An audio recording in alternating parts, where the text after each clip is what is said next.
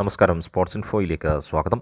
Indian super ലീഗിൻ്റെ 2023-24 സീസണിൻ്റെ അവസാന മത്സരവും കഴിഞ്ഞ് Mumbai City FC Indian Super League കപ്പിൽ മുത്തമിട്ടതിന് തൊട്ടു പിന്നാലെ തന്നെ പുറത്തുവന്ന വാർത്ത ഏവരെയും അത്ഭുതപ്പെടുത്തിയതായിരുന്നു. മുംബൈ സിറ്റി FCക്കായി ഇന്ത്യൻ സൂപ്പർ ലീഗ് ഫൈനലിൽ ആദ്യ 11-ൽ ഇടം പിടിച്ച നിരവധി താരങ്ങൾ മുംബൈ സിറ്റി FC വിടുന്നു എന്നതായിരുന്നു ആ വാർത്തയെങ്കിൽ തൊട്ടു പിന്നാലെ വന്ന വാർത്തകൾ ബംഗളൂരു FC ആരാധകർക്ക് ഏറെ സന്തോഷം സമ്മാനിച്ചതുമായിരുന്നു.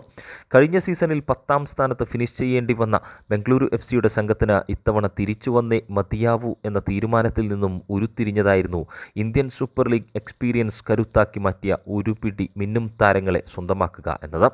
ഇതിൻ്റെ ഭാഗമായി തന്നെ ചാമ്പ്യൻ പട മുംബൈ സിറ്റി FCയിൽ നിന്നും മുന്നേറ്റ നിരയിലേക്ക് അർജന്റീൻ സ്പെഷ്യൽ കേരള ബ്ലാസ്റ്റേഴ്സിലും മുംബൈ സിറ്റി FCയിലും ഗോളുകൾ അടിച്ചുകൂട്ടിയ ഹൈ പ്രസിംഗ് ഫുട്ബോളർ യോർക്കെ പെരേര ഡിയാസിനെയും FC ഗോവയുടെയും മുംബൈ സിറ്റി FCയുടെയും മധ്യനിരയിൽ മിന്നിയ സ്പാനിഷ് സ്പെഷ്യൽ ആൽബർട്ടോ നൊക്വേരയെയും മുൻ ബംഗളൂരു FC താരം ഇന്ത്യൻ ഇൻ്റർനാഷണൽ പ്രതിരോധ ഭടൻ രാഹുൽ ബേക്കയെയും സ്വന്തമാക്കിയിരിക്കുന്നു എന്ന വാർത്തയായിരുന്നു ബംഗളൂരു FC ആരാധകർക്ക് സന്തോഷം സമ്മാനിച്ചത്.